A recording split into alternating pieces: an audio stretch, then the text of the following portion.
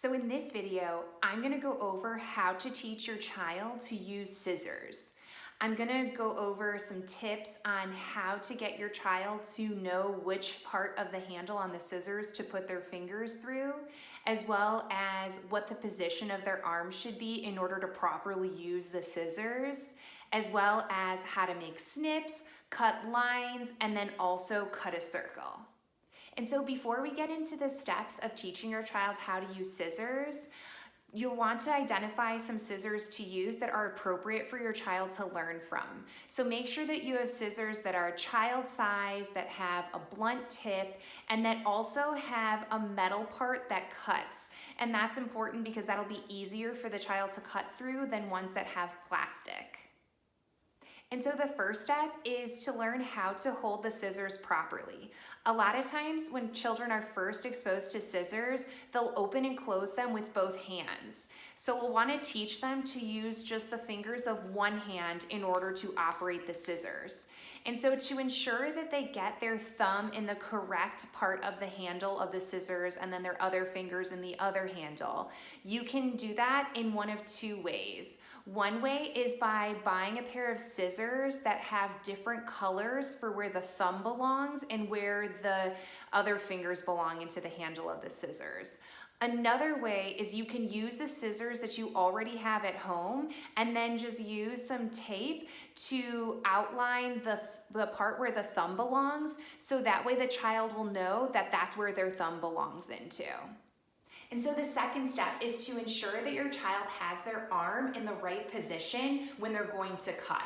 And so a lot of times when children are first learning how to cut with scissors, they'll keep their elbow out to the side like a chicken wing.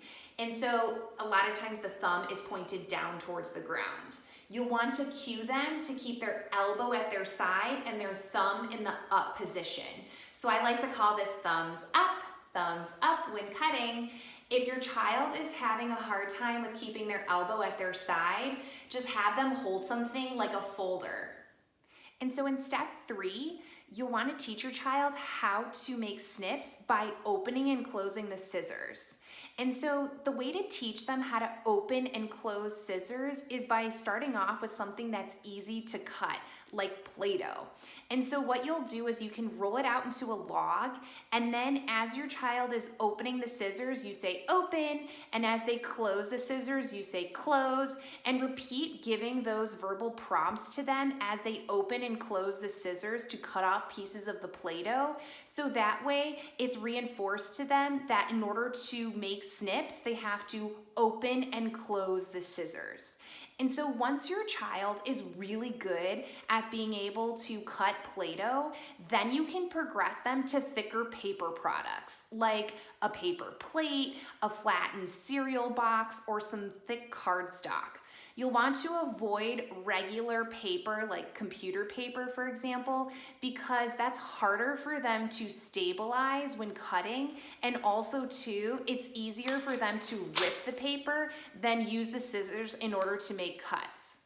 If your child is having a hard time with opening the scissors back up after they've closed them, you could always consider getting some spring assist scissors, where basically you push an arrow up so that way the handles separate. So once a child closes the scissors, the spring will give them some feedback, which will help them to recognize that they need to open the scissors back up in order to make the next cut. And so the fourth step is for you to teach your child how to make consecutive cuts in order to cut a line. And so again, you'll want to use some thicker paper product like a flattened cereal box, the cardstock, or a paper plate in order to teach this skill. You'll draw a line across whatever you're using and then have the child hold that paper with their non-dominant hand and tell them to push the scissors forward as they're opening and closing the scissors. And that will help them to learn that that's how they need to advance the scissors across paper in order to make consecutive cuts to cut a line.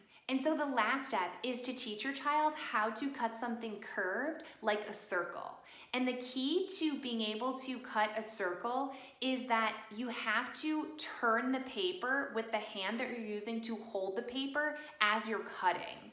And so while the child is cutting along the line of a circle, you'll verbally prompt them, turn, turn, turn, so that way they rotate the paper as they're cutting. If that alone is not enough for your child to know what to do in order to cut on the line of something curved, then you can have them practice making snips along something curved, like a paper plate. So you'll draw lines along the outer part of the paper plate itself, so that way the child will have to turn the paper plate in order to snip all of the lines that you just drew. So you'll just practice giving them those same prompts of turn, turn, turn in order to snip all of those lines. Once your child has gotten good at understanding that they need to turn the paper plate in order to find and snip all of those lines, then you can go back to working on cutting out a circle. And so those are the steps in teaching your child how to use scissors. Thanks for watching my video.